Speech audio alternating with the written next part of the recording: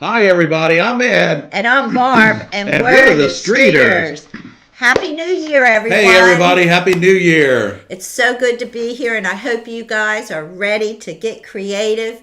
It's a And new year, it's new a new year. projects. We got to get started, and so good to see everyone here tonight. Um, we got a viewer showcase tonight we're excited about. I think we got 5 people in the viewer showcase. Oh, we got some beautiful work this week, y'all. Or this month. I'm sorry. This week. So we just popped in. We're actually on vacation. We start back in on vacation tomorrow. We went to see family last week. We came home, getting the RV loaded up, and now we're going We're out of here in the for morning. 6 more days. 6 more days. And we'll be back on next Monday. Yeah, we'll be back next Monday night. Like I said, we do this every Monday night.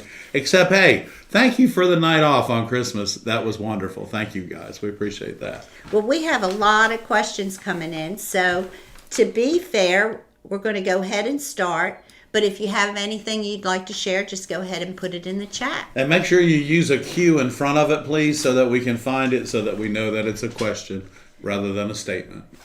Kathy wants to know, she uses copper foil and solder to create stained glass pieces. If she doesn't use patina, what would you use to finish the projects? Well, if you're still doing the copper foil process, Kathy, what you want to do, if you're not going to use patina, and a lot of people don't use patina.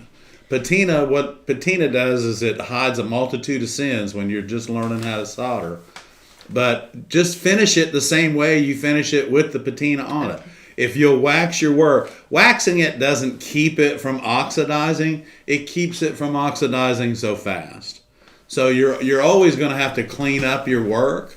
But yeah, just finish it the normal way, Kathy. And thanks for tuning in tonight. We appreciate it. Yeah, the only way you're not going to get that effect is to have it plated. And if you know anywhere that does that process, it will add to the cost of the of window, your for sure, yeah. windows to have them plated. And we don't do that process, and I have no idea how much it costs, but I know that it will probably be pretty pricey. Yeah, I would imagine. But just finish your window just the same way. And, you know, like I said, everybody does things different. And if you don't like using the chemical, the patina, the copper sulfate, if you don't like using that and just don't want to put it on your work, just make sure you clean it well, wax it, and hang it. Gosh, we have a whole lot of people here tonight. We've got a lot of great questions. Anna wants to know, what can the Lepinette running pliers do that the Silberschnitz can't? And actually, you know what? That question should be reversed. Yeah. Because the Silberschnitz can do several things different as opposed to the Lepinettes. The Lepinettes are just a small, short-handled running plier that are more comfortable in your hand and allow you to not be so fatigued at the end of the day from using them. However, the Silberschnitz, the top head on the Silberschnitz turns, okay? So that means you can chase that runaround, but you're not going to be able to chase the runaround if you leave a bunch of glass hanging all everywhere where it doesn't belong that you don't need. So with the Silberschnitz, what you have to do is limit yourself to the amount of overhang you have around your score, and the Silberschnitz will follow that thing all the way around. Remember, the jaw on the Silberschnitz is about a ½ inch deeper than the jaw, not just on the Lepinettes, but on any running plier. So, Okay. Best lighting. I always get a glare. Are you talking about photographing your work? yeah, glass is one of the toughest things to photograph. Yes, you want to get a filtered light. You want to have filtered light. Believe it or not, photographing in the shade with the sun behind you works good. That way you don't have that glare that's glaring onto the glass. You have it coming through the glass. Right. I would suggest to go in different rooms of your house or your studio and outside and just find the best places and the best time of day to take photographs. Right. It's And- just experiment. Yeah, and remember too, you know, at the end of the day and at the beginning of the day is when glass is going to be its truest color. So Because when you pump a lot of sunshine behind it, all it does, it's colorful, but it's really bright. It's not its true color. So filtered light and have the sun behind you and not in front of you. Right. And if you're doing small stuff, actually, that little portable photography studio that you have, Barb, is really nice for doing small stuff. And that's how Barb photographs our ornaments. If y'all have ever went to our website at conwayglass.com and went to the shopping page, all of those ornaments are photographed by Barbara.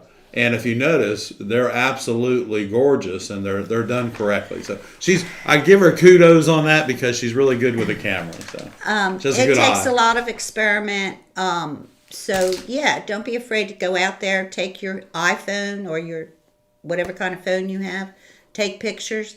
Because if you're just experimenting for light, then you don't need to use a real good camera or anything. But right, and just remember, find the best place. Your iPhone has probably the best camera right in your pocket instead of going out and buying a really, really expensive one.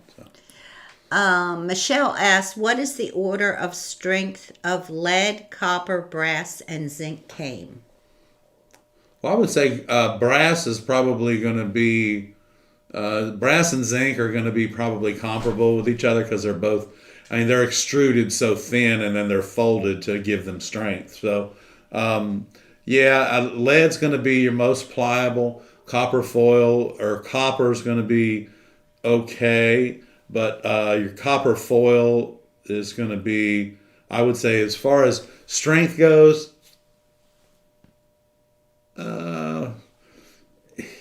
they're all metals. So, but the zinc and the brass are going to be the stiffest and the most difficult to work with, and the lead is going to be the easiest to work with. Copper foil is going to be an easy process to work with, but unlike the lead, it has 4 other processes before you can get to actually soldering. So, she's talking about strength. Yeah, strength-wise, if you need a lot of strength and you're not sure how to do it, just build it out of zinc and don't worry about it. That's what I would do. But that's the thing. If you mix your lead and you put your zinc on the outside, which a lot of people do, I'm finding out, and hopefully when we get back from vacation, I can share a window with y'all that was brought into us right before Christmas. That had a zinc frame and was hanging from it, and I just wanted to get y'all a good picture of that coming up when we get back from vacation. So. But yeah, I would do zinc, brass. They're all the metals. None of them are really strong, if that makes any sense, because all of them you can fold in your hand. So they're designed for fabricating art glass windows, and a lot of people use zinc in their border because it's a little bit rigid. And one thing I try not to do is I never mix zinc, which is a rigid metal, and lead, which is a very soft and pliable metal. In the same panel. In the same panel. That's don't mix not. He's not talking about zinc on the outside edge. He's talking about mixing it within a panel. Right, within a panel, because you've got a rigid and soft, and they do this, and eventually they come apart. Okay, so it would be zinc, brass, probably lead, copper foil as far as strength of. Yeah, copper foil. Yeah, but and then they make a copper. Copper's soft. It doesn't matter. So yeah, I would say. Yeah, copper. Copper is just soft. Yeah. Softer than lead. For sure. Yeah. Okay. Yeah, it's much more pliable. Karen says she got a commission to do a panel for a window, and the customer wants a wooden frame and installing. What video can help me out? Frame it. There is a video called called Frame It. Just put it. Yeah, that would probably be the best one. But your lead class in March is going to teach that exact same thing. Yeah. You're going to learn how to make a panel, and you're going to learn how to frame. Ed's going to frame it for you. You'll be able to see that before he does it. Well, just the wood will be cut when y'all get here. Everything will be cut, and he'll show you how that's done. So besides that, Karen, I think we have 3 videos out there. We do, Karen, and they'll help you. And you can order the wood already grooved down the center, which makes it very clean looking. But I will tell you this, Karen. Build your frame first, your wooden frame, and then because can't change because it's going into an opening. And then measure your glass to fit your frame, okay? Yeah. Don't do it just the opposite. Well, she has to, because she has to measure. What you will do is measure where that is going to be installed. Then you'll build your frame. The wooden frame. The wooden yes. frame. Measure where it's going. So that wooden frame will fit. And then from that, you'll build your window from those measurements. Right. Rather than the other way. Yeah. Good luck. It's less confusing that way. Yeah, to keep everything in order, so you don't have to write the numbers down. Don't reinvent the wheel on the process. It's really interesting process, but if you'll do those measurements first, then it's very simple to measure for your stained glass inside your frame. So. Okay, MB has a question. Good question, Karen. Good question. Any tips for designing pieces that are meant to be lighted from the front or hung on a wall versus pieces that are designed to be hung in a window with the light coming? Well, you want to use opaque glasses and glasses that don't need light to make them work. All opaque. All opaque. Texture to the outside, baby. Yeah, definitely. Yeah, definitely texture to the outside. If you're using a textured glass, flip it over and throw the texture back at them. Because what the texture's going to do is the light's going to hit the texture and bounce off. So you're going to get a lot of refraction. Right? Refraction and interesting things going on. So play with the texture and opalescent glass. Yeah, so definitely use opaque glass because, there's so many out there that do so many different things for you. They do the work for you as opposed to you having to do the work for them. Does that make sense? Okay, Allison wants to know, what is tip tinning and why is it important? Tip tinning is you've been using your iron too hot and incorrectly. You really shouldn't have to tin your iron. If you use a rheostat, at the end of the day, what you're going to do is not really tinning it, but you're cleaning it up and preparing it for the next solder. What I do, and we just did a video on it, but when I'm soldering, before I turn my iron completely off, I clean it with a damp sponge. Just that's it. Don't give it a bath and wash it and do all. You don't need to do all that. Tint, just go clean it. Allow the heat to come back to it. Put a dab of solder on one side. Put a dab of solder on the other side. Put it down and turn it off. That's it. Tinning your iron is they make a, I don't know what it's called, that salt block or salmonella block or whatever. It's highly toxic. But guys, if you're not using a rheostat and you find yourself your tips all messed up, that's why. Get a rheostat for your iron. Control the temperature, because you should really, technically, I've got irons that I've been using for 15 years and I still haven't yet to have to tin that iron tip. Okay?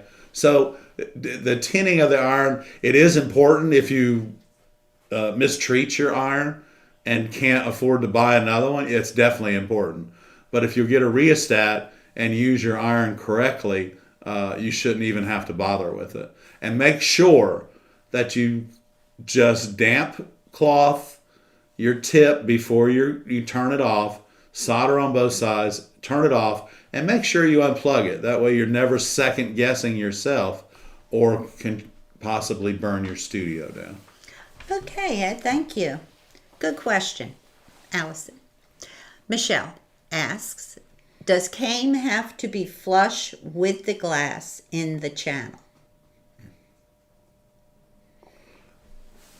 Oh, if you're using lead cane, you're gonna have to putty it.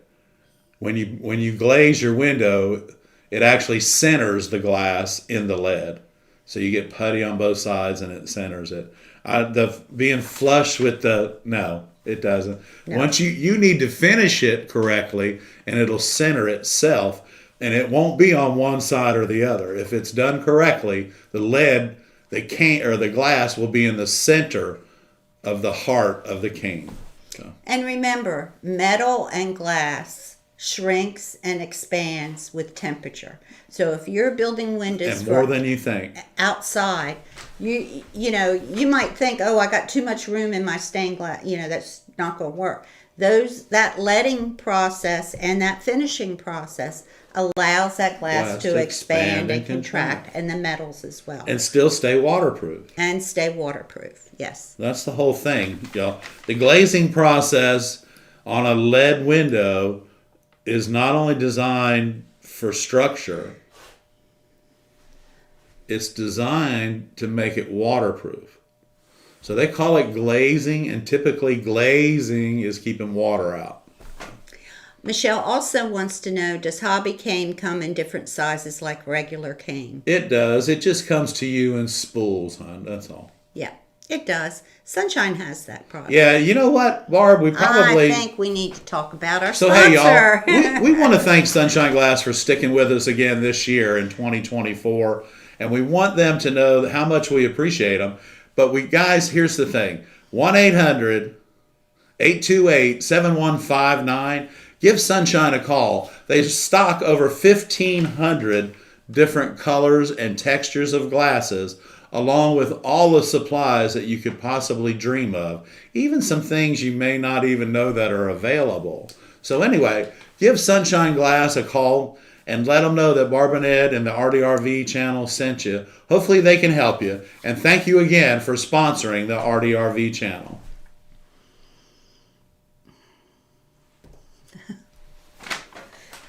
Thank you, Ed. Sunshine is located. Thank you, Ray. Sunshine is located in Buffalo, New York. So if you're close to them, they're open Tuesday through Saturday. Is that correct? Tuesday through Saturday. Okay, so you can actually see the glass.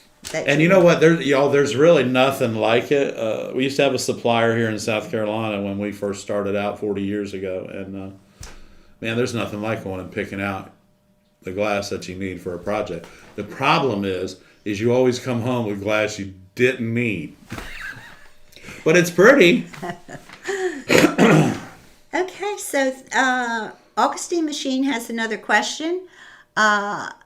He is having a hard time finding a ripple bit to fit Glass Star G8 grinder. What alternative techniques for leveling the edges of highly textured glass for foiling? You know what I use? I don't use any particular special bit or anything, but what I do is I turn my edge of my glass up. I turn it, and if you're grinding flat, and then I turn the edge of my glass up and bevel that edge, that textured edge down enough to get the foil over top of it. So, yeah, the Glass Star, I don't know. Hey, try Sunshine. They may have one. So you putting it up on the edge and taking that? Well, that's what I do. I don't buy. Yeah, I don't have a special bit. We don't have a special bit. We just take it up on the edge and grind it out. So if you're grinding, you just, I don't know if you can see it here. Give me a close up, Barb. Okay. Please. I can. So this is my grinder, and I got a texture. Now what I want to do is lift it up, and just like that. Just lift it up and eliminate and bevel that edge, so that you can get. This is a texture. So we can get that edge. So anyway. Okay. All right. So the one thing that you want to make sure of is that you'll just go ahead and. Go ahead. Go ahead. You just want to make sure that when you're doing that you get enough of it off that the foil sits up on there. Yeah. Yeah, because if you're using a beveled wheel, anyway, so. Rather than use the beveled wheel, just lift it up. But Sunshine does have several different wheels, and most of the wheels, because of the shaft diameter, are interchangeable. It doesn't matter if it's Inland or Glass Star or any of those. So they all did get together and say, hey, why don't we make this shaft the same size? I want to thank everyone for being here tonight. I see my son-in-law is here. I want to give him a shout out. I want to give him a Willie McNilly. Hey, So thank we y'all went for to see the tuning in kids this tonight. We weekend. had a Thank you wonderful so weekend. much. But all of the members that are here tonight, it just warms my heart to see everyone.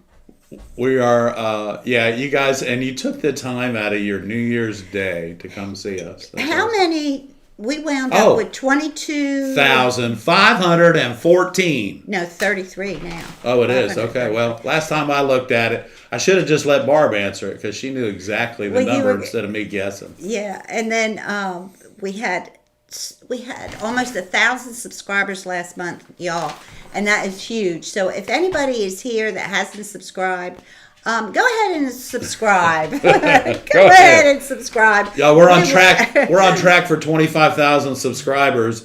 I think Barbara did the math. It's April, So probably in April. that would be awesome. If y'all stick with us, we should. Yeah, be y'all doing stick good. with us. We're growing, and we hope that you're growing, and we're getting ready to start. The curtains came in for the new studio. A couple of the chairs. Gimbal came in. The gimbal came in. Yeah, we remember what it is. You know what? You know what made me remember it is that on A Christmas Story, they run into gimbals and go shopping and see Santa where he puts his eye out. It has nothing to do with. No, but it helps me gimbal. remember the gimbal.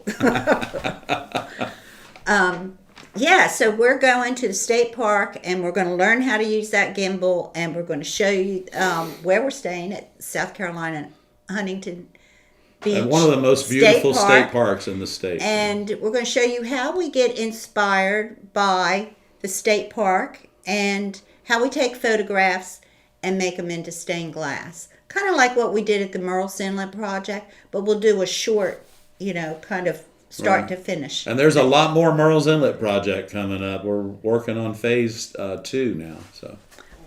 Yeah, and we got some new things coming up for members. We have some new members. We do. Here hey tonight. Guys, thank y'all for joining the ARTyRV Fan Club.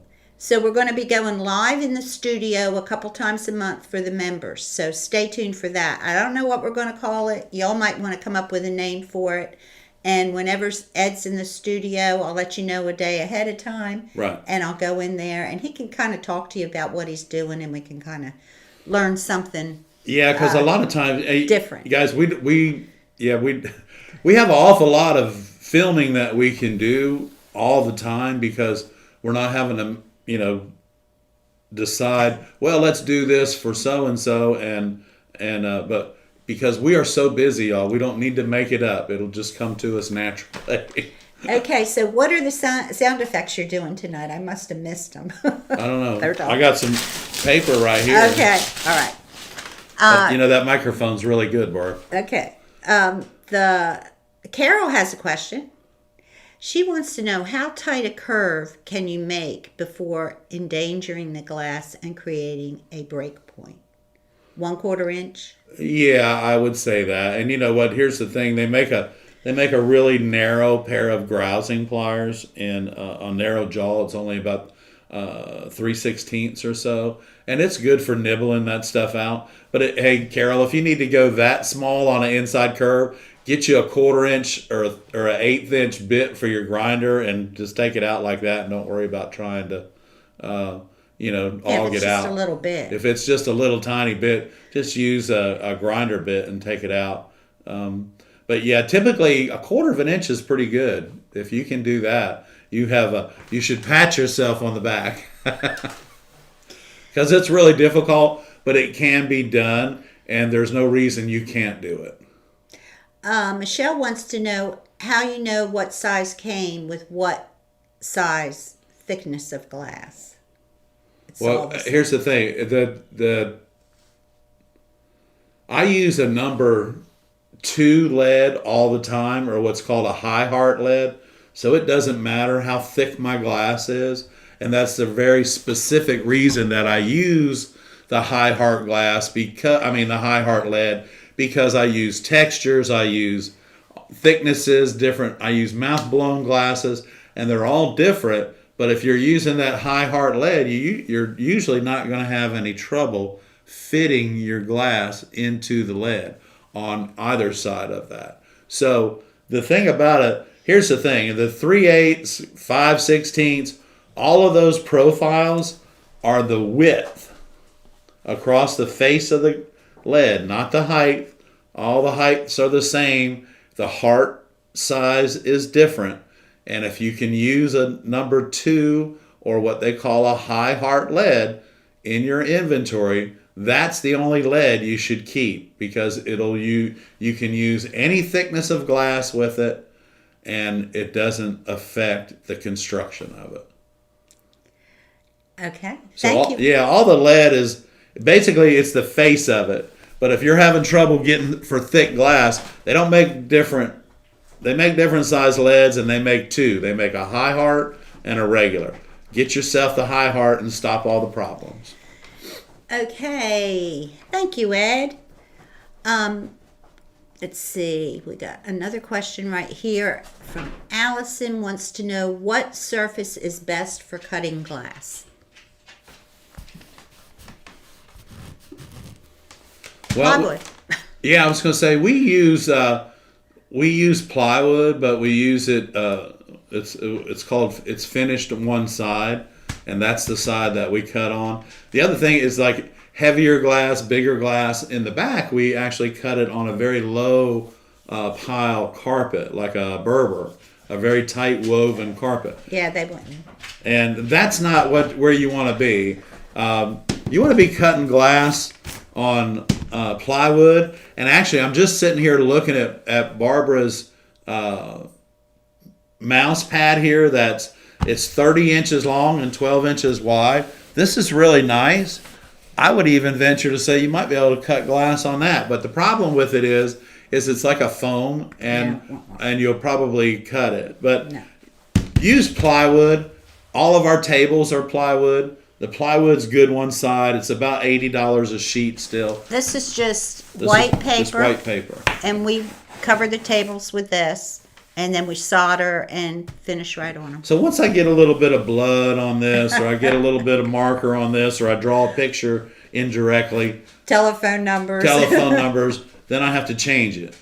And we did. We changed it tonight when we came in. So new year, new paper. Yeah, and we use this paper for patterns and everything else. But it provides a nice clean surface if you want to do that. But you can just cut it right on the plywood. Yeah, you cut it right on the plywood. Just make sure you have a bench brush there and something really sturdy. Yeah, and I this table is stained, but it was stained for a reason. Typically I just leave it the plywood color, and we cut glass. That's how we cut glass. Okay. If I've skipped over any pictures, questions, please let me know, and I'll go back up. Mamas wants to know, do you use a resizer program for patterns to make them larger? Once in a while we do, yeah. Once in a while we do. A lot of times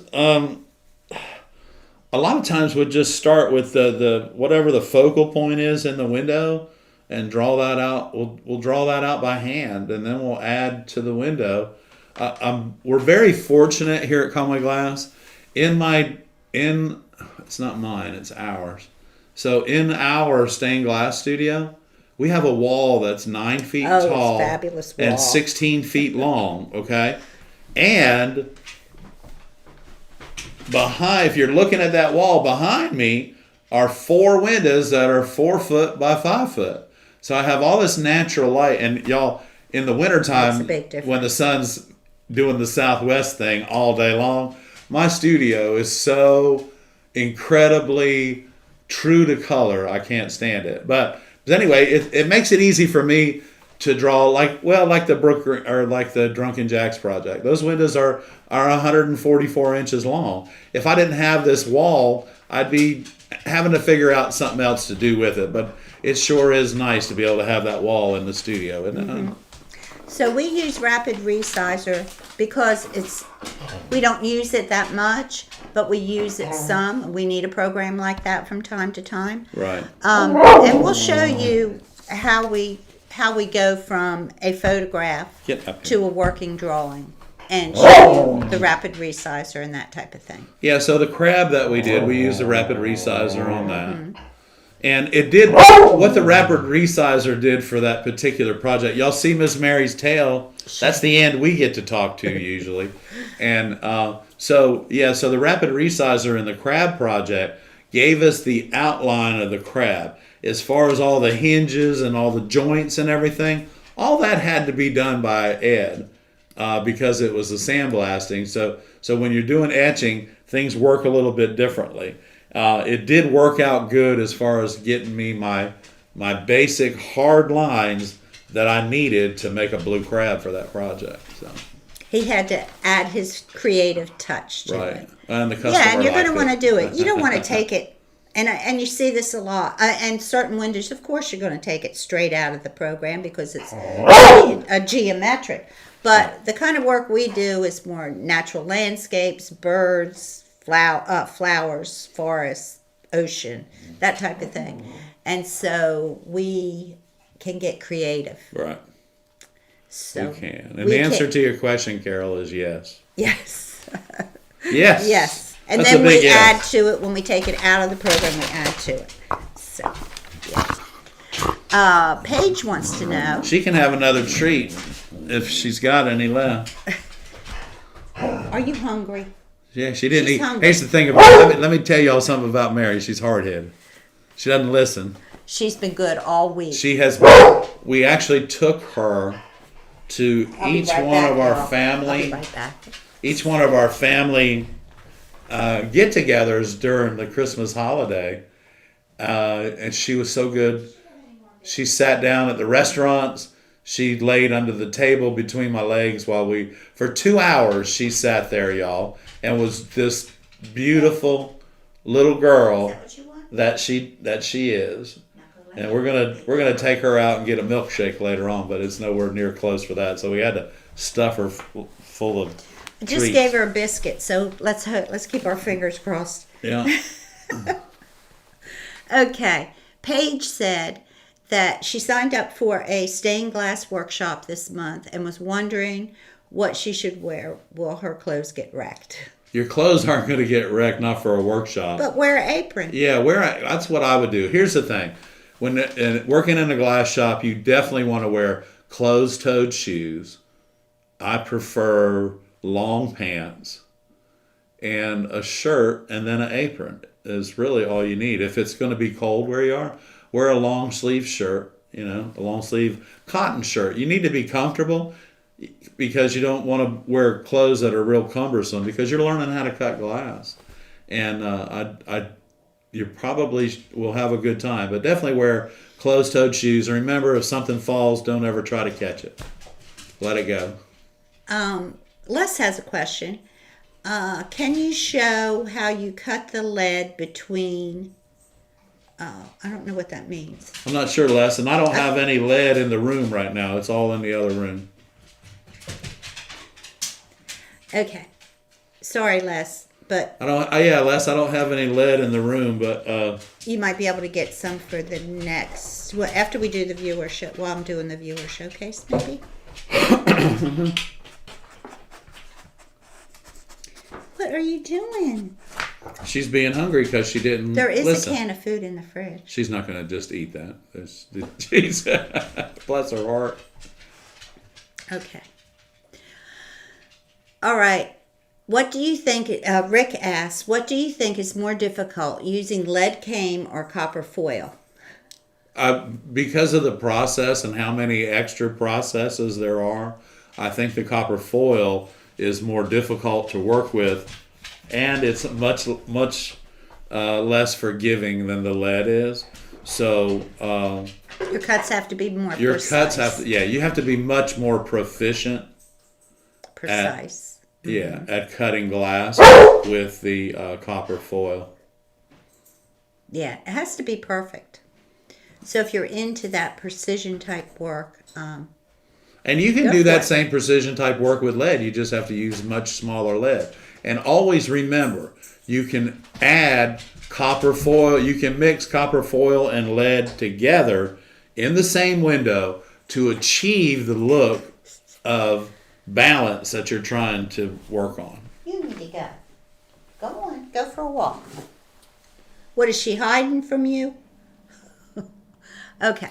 Yes, also, pull your long hair back so it's not in your eyes and in your work. That was suggested by Mary Ann. Yeah, that's a good idea. If you have long hair, pull it back. Okay. And definitely make sure you wear, if you wear contacts or glasses, that if you wear contacts, make sure safety glasses are a must in the glass studio, y'all. Absolutely have to have safety glasses in the glass studio. Hey guys, if you're watching this on the rerun, welcome. We're here every Monday night at 7 o'clock. So if you can come to the live, that's great. But you can also watch the reruns because we leave them up and you can watch them 24 hours a day. And we have our... 7 days a week. Right. Yeah. So, thanks on our everyone. Podcast, right? Yeah, it's on the podcast. It's on the thing. podcast. So all of the Never would have shows are thought we'd saved. ever have a podcast. I know, it's not. Okay, so, yeah, I never thought that. Never thought we'd have a YouTube channel either. Are you ready to do your sorcery, your magic, your glass magic cutting? What we're doing, yeah. I don't know. What would y'all like to see him cut tonight? Yeah, so I was going to cut circles. Viewer's choice. But here's the deal. Our old studio doesn't give me enough room to even use a small circle cutter. But this circle cutter, we got it in because we wanted to be able to let you know that it is on our shopping page, on our Amazon shopping page. And what I found out is that, and I'm going to go ahead and do this, is, years ago when my father worked with us before he passed away, he had a small little, this is a 12-inch rod here. So he had a small glass circle cutter like this, and he just cut that in half. And then it only did up to 6-inch circles because he left the arm at 6.5. So, but right now, like I said, this is too, this is too much. There's too much space. It takes up too much space. I can't hardly. Yeah. It takes up way too much. He doesn't have enough room to push that all the way around. Yeah, I You're don't gonna have hit your enough room camera. to see. I'm going to hit my camera. And just like that. So let's try it like this. I'm going to try it like this. First thing I'm going to do is release the plunger, and I'm going to put it back on so that it's nice and tight. Here we go. Can't see it.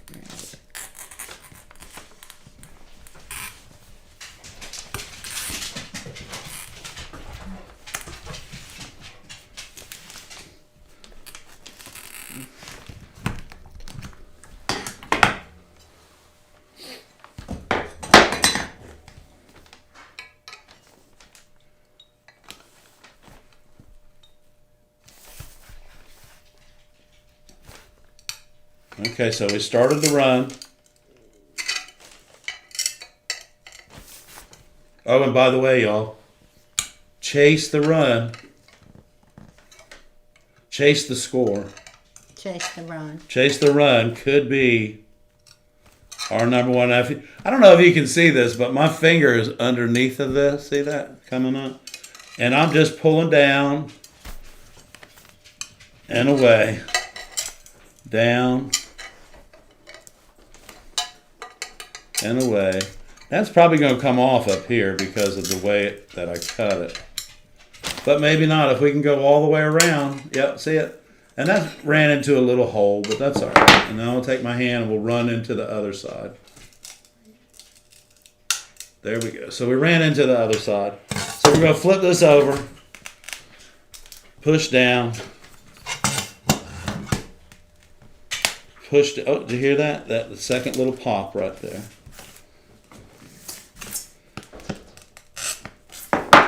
Take my silver schnitz. Remember, the round is on the bottom.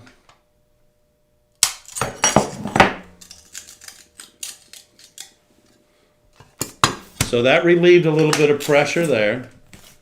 And now we're going to relieve a little bit of pressure here. Silver schnitz. There we go. And there's that circle, y'all. So here's the thing: we're gonna learn how to do two different things with this. Not only are we gonna cut a circle, but you see that little burr right there? Can you see that? You see that little burr? Mm-hmm. So this is what your grousing pliers are for. You put it directly on top of that little burr. You pull down and away. And now all you have to do is clean it up with your grinder. Okay.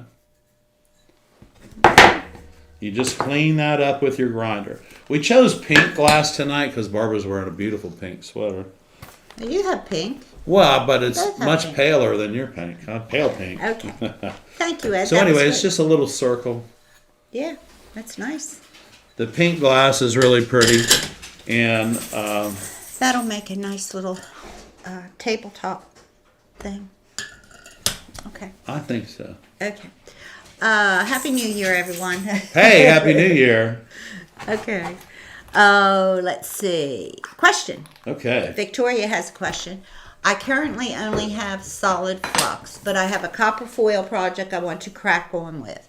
Can I use the solid flux, or should I be patient and wait for my order to arrive?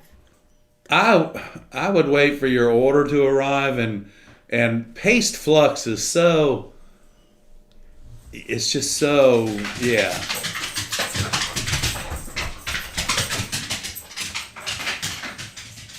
Don't ask me. I don't have any idea. What do you think? She's hiding under the table from the producer. Where's her cam on? Where is she? I don't see her. Is that her feet? I don't know what she's doing. There she goes. She's going to drag the lighting with her next trip. Yes, she is. Okay. So anyway, yeah. So when you guys are, talking about cutting circles, there are many different ways that you can cut circles. You can use a circle cutter, which of course is the easiest way. The other way, is they show you in the books. You can draw a circle and then you spin it off and cut it like a wheel, like a pinwheel, and that comes out really well too. So it just leaves you a lot more grinding because depending on how many wheels you put on your pinwheel each one of those little breaks are going to give you an area to grind. So most of the time, if you can use a small circle cutter, and if you don't have one in your arsenal, it's always good to have a circle cutter in your arsenal. So I think it's time for no. Yes. What is that? I don't know what that thumbs up is. I don't know. What is it? I don't know. It's something to do with nothing I can control. Carol said thanks for the demo with the nibbles with the grousing pliers last month. Okay. Oh, you're welcome, Carol. Thank you. Thanks for thanking us. Says our production value is top notch. Thank you very much. We appreciate that. We work hard, and we're going to even bring you better production value in the future. We sure are. We're looking forward to it. So yeah, we've got some things up our sleeves. Okay, let's go to viewer showcase. How about that? Oh my, hold on. There we go. Oh, look at that, y'all. Oh, our own little village. Our own little village here. Our community. Our glass community. Okay, first up, Karen Mills. Karen. Very nice. This is Karen's cow. And Karen writes, thank you for your advice and friendship. She did a commission. Karen says, I did a commission for Glenn's Dairy out of Pendleton, South Carolina. Not only did I make a new friend, but super enjoyed doing this for her. This was almost 100 pieces. Thank you for all your help and encouragement. Karen, that's all. This is wonderful, Karen. We're so proud of you. Yeah, you've come a long way, baby, as they say. Thank you so much for sharing this. And thank you for sharing that compliment. That's awesome. Okay. And we'll get back to the questions in a minute. Next up is Christine in Tampa. Right. Stained glass. I love this. The colors are beautiful. It's 22 inches by 33 inches. It's a leaded panel hanging in a west window. And she says she loves our YouTube channel and has learned so much from watching our videos and our live stream on Monday. Thank you, Christine in Tampa. Okay, next up. This is impressive. Okay, Jan wrote us a lengthy little note, and I'd like to go ahead and read it because it was very inspiring and it touched our heart. Here is a pic of my wisteria project I have worked on for most of the year. I've debated sending it for a couple of months now. I started working in stained glass last year and have done other small items, but I really stepped out on this one, all those little pieces. I'm not even sure what the final count is. Each panel is about 22 by 33 and is mounted inside the existing window frame in front of the window. I framed out the panels with zinc cane for stability. I still have some wider solder joints in places and need to work on my joining lines, but I'm getting there. I have trouble believing I made this. We have another set of windows like this, so they are most likely to be my next project. What a great project. Very beautiful. Jan went on to say, I have watched most of your videos and many of the live streams and want to thank you both for sharing your knowledge and expertise. Thanks to Ed, I no longer want to fling my grousers out the front yard. Learning how to use them properly and not to be intimidated by them has helped me tremendously. They are my go-to tool when cutting the small pieces. Wow, that's great. And they wished us a Merry Christmas and a Happy New Year. Thank you so much for sharing that. That's wonderful. Thank you, Jan. Okay, this is by Diane Scott. It's a bearded white iris and was designed by an Etsy seller, but she, I guess she bought the pattern.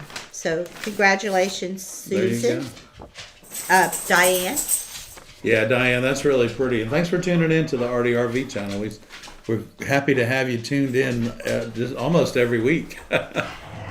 Ron decided to do a guitar with stained glass, and his church design is in there. Oh, okay. So it's. I like that. That's really pretty. Very interesting. Very interesting.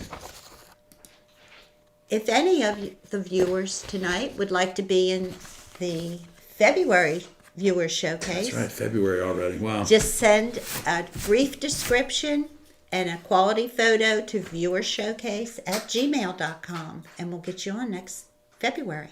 And thank everyone thank you guys for sharing your work. It's very inspiring. It's all we inspiring. Appreciate Barbara. It's just so, you guys need to give a hand to yourselves because your work is so beautiful, and it really looks nice.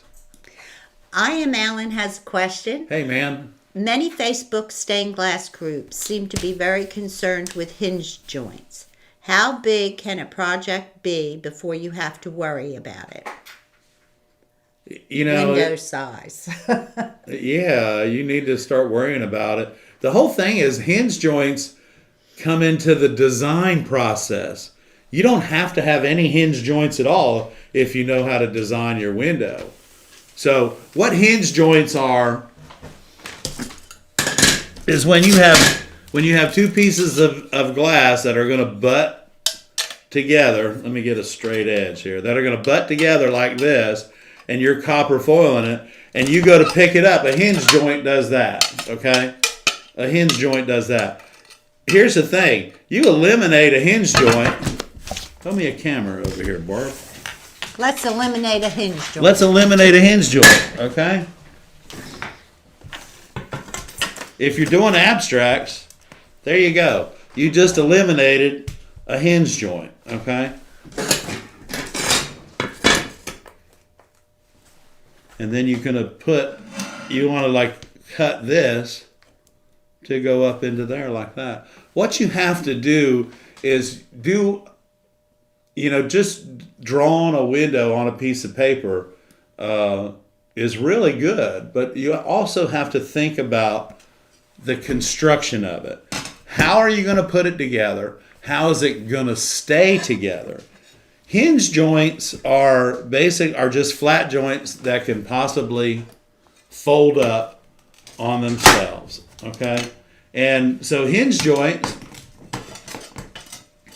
will do this, Okay, but when you design your window, if you choose to use reinforcing, your reinforcing goes this direction, not this direction. Your reinforcing goes this way, and that eliminates, again, it eliminates your hinge joint because now you have reinforcing here. See that? Mm-hmm. So, y'all, hinge joints, sometimes hinge joints are inevitable. You're going to get them. But don't make them as big as the window, because that basically just tells you that, well, you might as well build your window in two halves. Now, and put it back when they're together. worried about hinge joints, that's not in it like a sun catcher, right? No.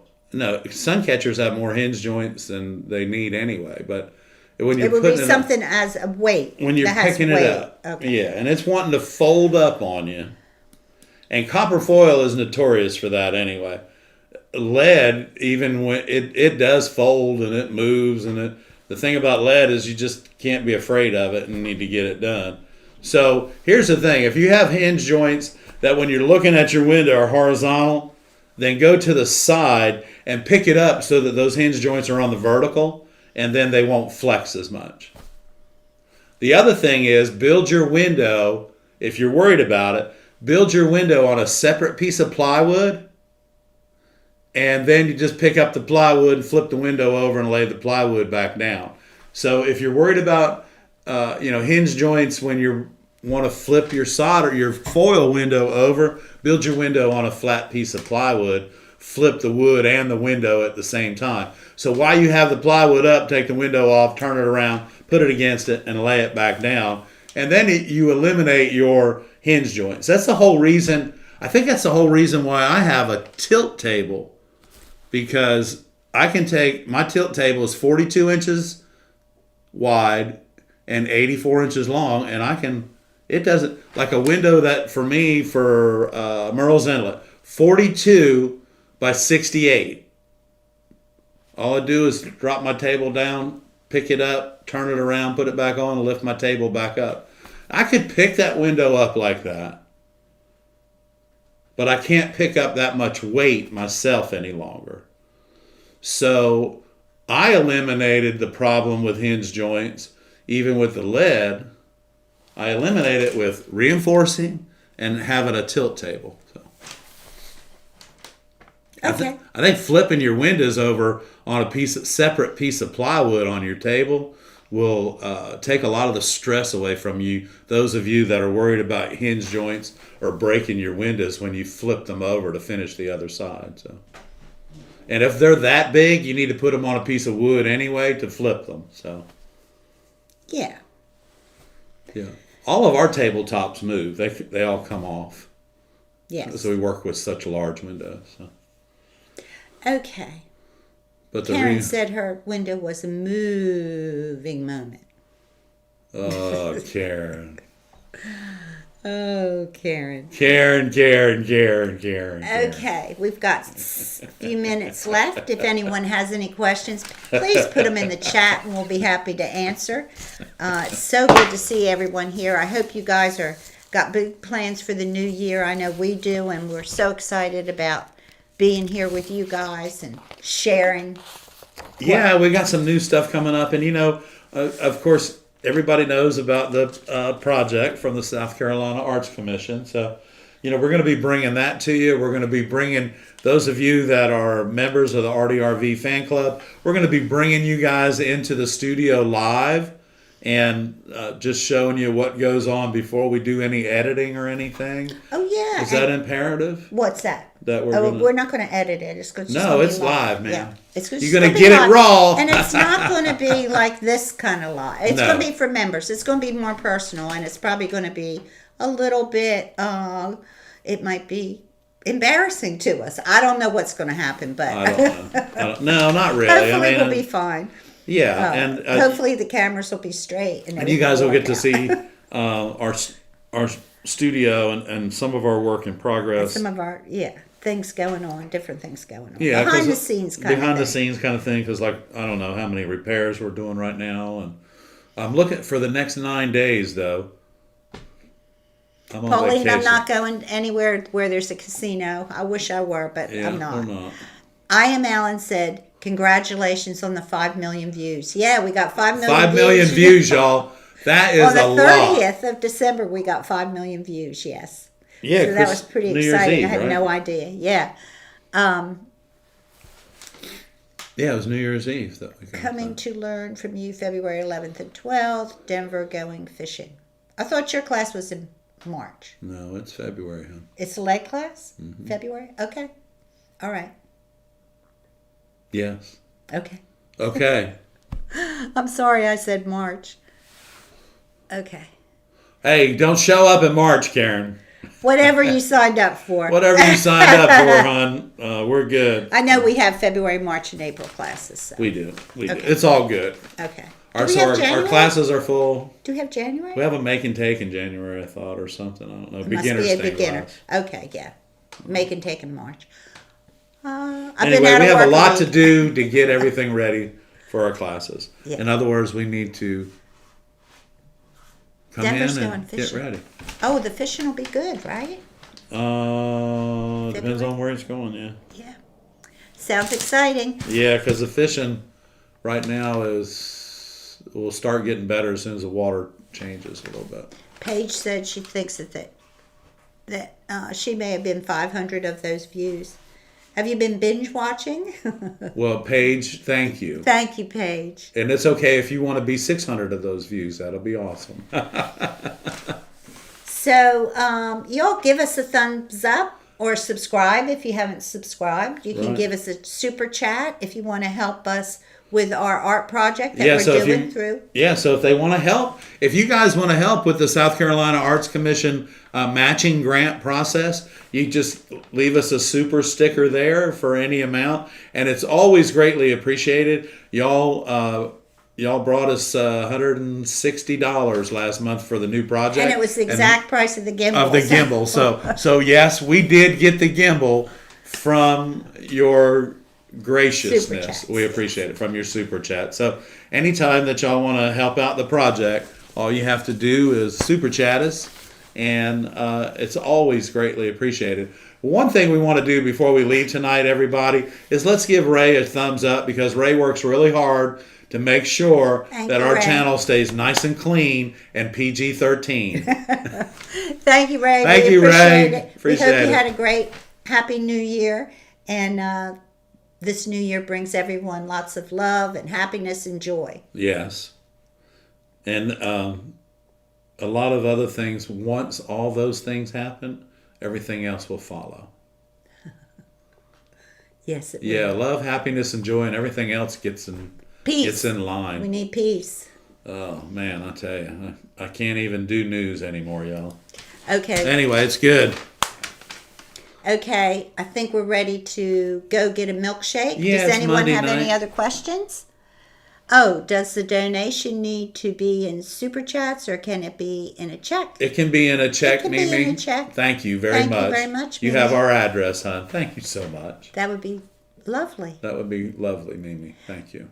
But yeah, so we're trying to get this program started, get you some more information, get you some great videos this year, and Yeah, because we're going to learn how to use a gimbal while we're camping this week, and so we're. I'm so all of our excited. videos will be level. Yeah, so not just level, because with the gimbal you can do your hand like this, and it's got a gyro in it, and it just stays on task. There's no goofing around, laughing, carrying on, none of that. It's all. Did you hear that? Keeps everything In nice other and words, straight. I can follow him with the gimbal Because I'm all over the place. and the camera won't be jerking around and stuff. It'll have a nice flow to it. So we'll see. But thank you guys for tuning in tonight. And remember, Happy New Year, we'll everybody. see you next Monday. Next Monday night. And y'all take care. And we love y'all. And we'll be getting some things out this week. Just little Shorts. Shorts, right, Bar? So we'll have, views of the camper and views of our beautiful campsite and the beautiful campground that we're in for South Carolina. Oh, Lord, he's going to put me to work. Okay. No. No, we're actually, if it were up to me, we wouldn't take anything but food. I'm taking my camera. I know. Okay. So, let's see what I want to do here. I want to thank all my members as well for tuning in, and our viewers, and our thank new everyone viewers. out there. And if you're just tuning in for the rerun, hello and welcome to the ARTyRV channel. Have a nice evening, y'all. We love you. Thank you.